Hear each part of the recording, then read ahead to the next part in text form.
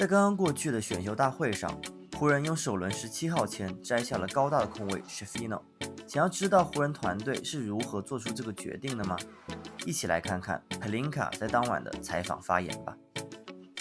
Yeah, Rob, just to follow up on JHS, I know it's a guy that you guys saw a lot in Indiana.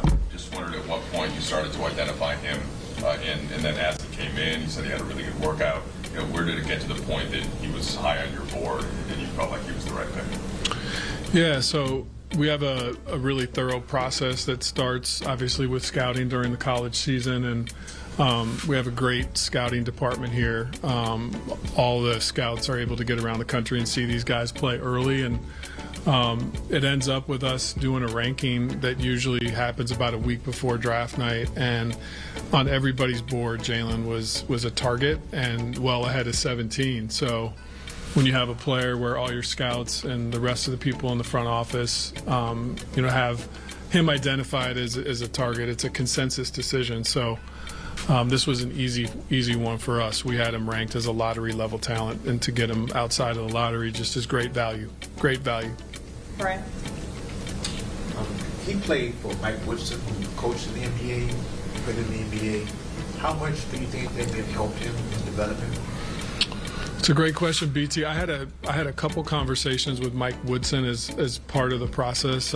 He's an incredible coach. Obviously, I have a Big Ten sort of pedigree myself at the University of Michigan, so really tied into a lot of the Big Ten intel. And Mike said he's never really been around a 19-year-old that approached the game and just life and his body like Jalen Hood-Schifino. He said he was incredibly focused on his nutrition. He was incredibly disciplined with his lifting and taking care of his body, getting in his extra work on the court.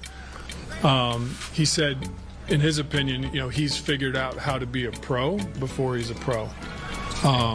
And then when Jalen came in here for his workout, I remember sitting upstairs with Darvin, with Coach Ham and myself, and Jesse Buss from our scouting department, just having lunch upstairs, and it was really clear to us right away that Jalen had unbelievable composure, a deep knowledge of the game, understood how to make reads as a point guard.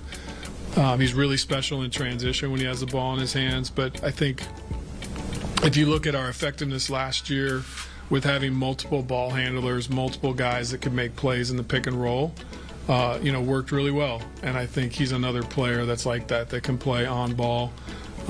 He's really, really good in the pick and roll. He's got a mid-range game. If guys sag on him, he's got a nice pull-up midi, and is still working on his three-point shot. But I think the amount of time he puts into to shoot threes, block shots, for sure, a generational talent.